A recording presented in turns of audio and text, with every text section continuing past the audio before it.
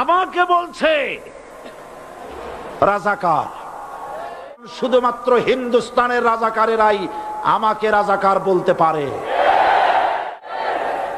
আমি রাজাকার নই। সুতরাং আমাকে যারা রাজাকার বলবে তারা পিতৃ পরিচয়হীন অবৈধ সন্তান। আমাকে রাজাকার বলে জনগণ থেকে বিচ্ছিন্ন করবা, জনগণ থেকে আমারে বিচ্ছিন্ন করা যাবে না। আজ আমাকে কথা বলতেই হবে ইনশাআল্লাহ, কারণ আগামীতে আবার আপনাদের সাথে দেখা হবে কিনা আমি জানি না। কথা বলতেই হবে। বিড়ালের মতো 500 বছর বেঁচে থাকার কোনো লাভ নাই। সিংহের মতো 1 ঘন্টা বাঁচতে চাই। আমি দেখতে পাচ্ছি বাংলাদেশের ভাগ্য আকাশে উত্তর গগনে কালো মেঘ জমা হয়েছে। ঝড়ের পূর্বাভাস লক্ষ্য করছি।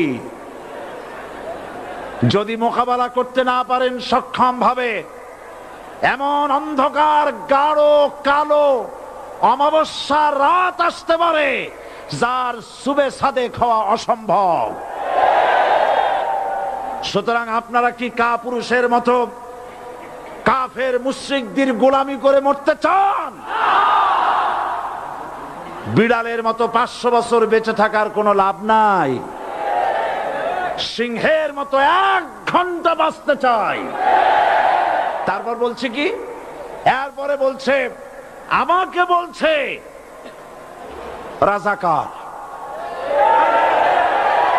শুনে রাখো চট্টগ্রামের লক্ষ লক্ষ জনতা, পার্লামেন্টে যখন আমাকে এই কথা বলা হয়েছিল, আমার পার্লামেন্টের কলিগ জাফরুল্লাহ চৌধুরী সাহেব বসে আছেন এখানে। হ্যাঁ, জাফরুল ইসলাম চৌধুরী বসে আছেন পাশে। প্রধানমন্ত্রী সুদ্ধা, অন্তত 3 শতাধিক পার্লামেন্টের সম্মানিত সদস্যরা সেদিন বসা। 1997 সনের বাজেট বক্তৃতা যখন আমি করতেছিলাম, ডক্টর কুদরতে খোদা, নাম রাখছে কুদরতে খোদা, আসলে গজবে খোদা। এই লোকটি নাস্তিক, ইসলামের চূড়ান্ত দুশমন।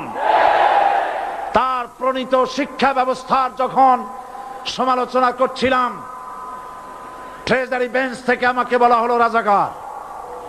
আমি আমার সমস্ত শক্তি একত্রিত করে বলেছিলাম শুধুমাত্র হিন্দুস্তানের রাজাকারেরাই আমাকে রাজাকার বলতে পারে। আমি বলেছিলাম 1973 সন পর্যন্ত আমি বাংলাদেশের কোন রাজনৈতিক দলের নেতা এবং কর্মী ছিলাম না। আমি রাজাকার নই। আমাকে রাজাকার বলে যদি তাকেও প্রমাণ করতে না পারে 10 কোটি টাকার মানহানি মামলা দায়ের করব। আমার এই বক্তব্য সারা দুনিয়া শুনেছে। পার্লামেন্টে আমার এই বক্তব্য রেকর্ড হয়ে আছে। সেদিন 3 শতাধিক পার্লামেন্ট মেম্বারের কেউ আমার চ্যালেঞ্জ গ্রহণ করেন নাই। যে কোনো ব্যক্তি পার্লামেন্টে গিয়ে আমার বক্তৃতা দেখে আসতে পারেন। এরপরে 1997 সনের 7 অক্টোবর দৈনিক জনকণ্ঠ পত্রিকা যখন আমার বিরুদ্ধে লিখলো, সেই পত্রিকায় সাইদির ওপেন চ্যালেঞ্জ 8ম পাতা, 1997 7 অক্টোবর, এত বড় 2 কলামে হেডিং। সেখানে আমি বলেছি বাংলাদেশের সকল সাংবাদিক, গোয়েন্দা বিভাগ, বাংলাদেশের সকল বুদ্ধিজীবীকে আমি আমার পিরোজপুরে আমন্ত্রণ করছি। আমার উপস্থিতিতে যদি কেউ প্রমাণ করতে পারে বাংলাদেশের স্বাধীনতা যুদ্ধের বিরুদ্ধে আমার কোনো ভূমিকা ছিল, সজ্ঞানে স্বেচ্ছায় জাতীয় সংসদের সদস্য পদ থেকে পদত্যাগ করব। 3 বছর পার হয়ে গেছে, আজ পর্যন্ত কেউ এই চ্যালেঞ্জের মোকাবেলা করে নাই। সুতরাং আমাকে যারা রাজাকার বলবে তারা পিতৃ পরিচয়হীন অবৈধ সন্তান। 1971 সনের, শোনো মুসলমানেরা, 1971 সনের কোন কাদা সাইদির গায়ে লাগে নাই। আমাকে রাজাকার বলে জনগণ থেকে বিচ্ছিন্ন করবা, জনগণ থেকে আমারে বিচ্ছিন্ন করা যাবে না। কারণ এই জনগণ আমার জন্য আসে না, এই জনগণ আসে আল্লাহর কোরআনের জন্য। বাংলাদেশের মুসলমানদের শরীরে এক বিন্দু রক্ত থাকতে শয়তানের তৈরি করা ধর্মনিরপেক্ষ মতবাদ বাংলার জমিনে কায়েম হতে দেওয়া হবে না, হবে না। কথা নাই, আমরা মানুষের তৈরি করা আইন মানি না। 12 কোটি মুসলমানের দেশে আইন তৈরি করবে মানুষ, আমরা মানব না। পার্লামেন্টে তৈরি হতে হবে কোরআন দিয়ে, পার্লামেন্টে আইন তৈরি হতে হবে কোরআন দিয়ে, এবং কোরআন হবে আল কোরআনের পার্লামেন্ট হবে বাংলাদেশে। ধর্মের নামে রাজনীতি নয়, আমরা ধর্মীয় রাজনীতি করি, আমরা এই কোরআনের রাজনীতি করি। এই কোরআন নিয়ে বাঁচতে চাই, এই কোরআন নিয়ে মরতে চাই।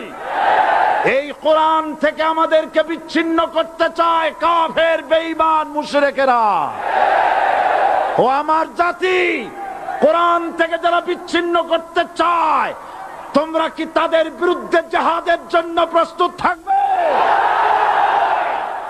যারা মানুষের উপরে জুলুম করছো, আলেমদেরকে ধরতেছো, মুসল্লিদেরকে ধরে ধরে জেলে ঢুকাচ্ছ, সময় আসবে এমন ইন্দুরের গর্ত অপমানা পালাবার জন্য। মুসলমান হওয়ার অর্থ হলো শাহাদাতের ঈদগাহে শামিল হয়ে যাওয়া। তাড়াহুড়ো করো না, অপেক্ষা করো, ধৈর্য ধরো, মার খাও, জেলে যাও, শহীদ হও, আল্লাহর রাজ কায়েম হবেই হবে। যারা ইসলামী শাসন চান, আল্লাহর দ্বীনকে বিজয়ী দেখতে চান, তাদেরকে অসংখ্য মানুষকে পোড়াইটের মতো জেলখানায় পুড়ে পুড়ে মরতে হবে, অসংখ্য মানুষকে ফাঁসির কাস্টে ঝুলতে হবে, গায়ের রক্ত দিতে হবে, শহীদ হতে হবে, তারপরে ইসলামের ইমারতটা কায়েম হয়ে যাবে।